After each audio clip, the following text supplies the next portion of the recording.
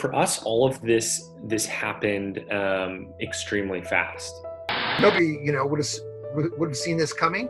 People had things planned, and now we're just kind of bobbing and weaving and making the best out of it. So.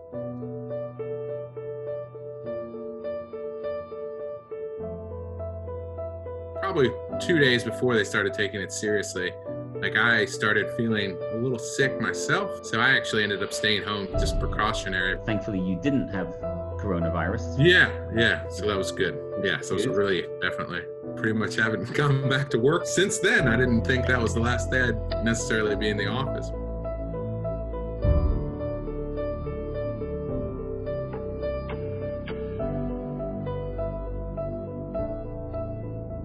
We have 2 residential programs for youth in the juvenile justice and child welfare system. We have an outpatient treatment program and an outreach program called STAR. We're an agency that takes care of people in times of need, and it feels like sometimes COVID-19 may make that harder to do. Kids aren't going out on outings, and we had to freeze all of home visits. Sadly, that means that the youth cannot see their families. I think a lot of us sort of say, what can we do? We're staying home, we're staying safe, but you feel kind of helpless that you can't do more.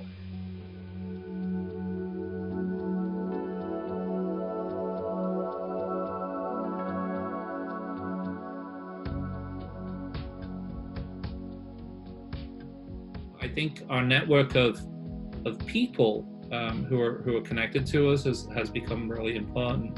The organizations such as yours, that it doesn't stop, they're still there, and you still have to answer to them and take care of them, and they can't see their families, and it's difficult. Yeah. It's tough for kids not having access to their families. And everybody is all hands on deck to try to process through the pandemic.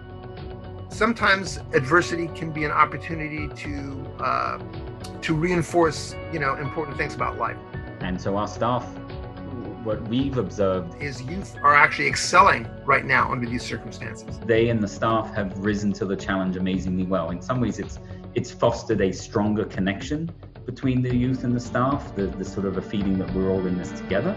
The kids have actually really stepped up, taking more responsibility for some things, being part of the choice process about what they do with their days. There was a real sense of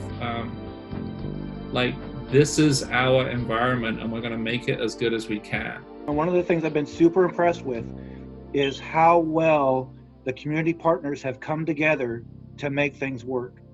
Well, we just really believe in Parrot Creek. The response rate is wonderful, and love supporting your organization. Well, thank you very much. We're in these kind of strange times of the coronavirus, and we've all had to adapt a lot of different things at home and at work. How, have you had to make adaptations to your business to still provide your services and your business products? Through the small business loans, we're able to keep fully staffed and keep everybody here. We are gearing up to make face shields for frontline responders. They're in need, and we can do that. So we're going to just sell them at cost, not make a profit. And that's something new for us, and we're gearing up for that. We are all in this together, and we're all doing our different ways of responding and supporting our communities. Parrot Creek providing services, or you guys, retooling a section of your production to make those face masks. So we're all doing our different things to make sure that society still functions.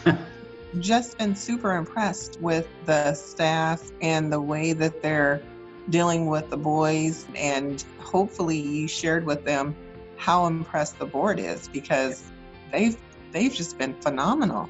Any work we can do with youth is vital. What we are looking at is our future. The work we put into them now is going to pay off many, many times over. I'm so impressed with the commitment and the compassion shown by your staff.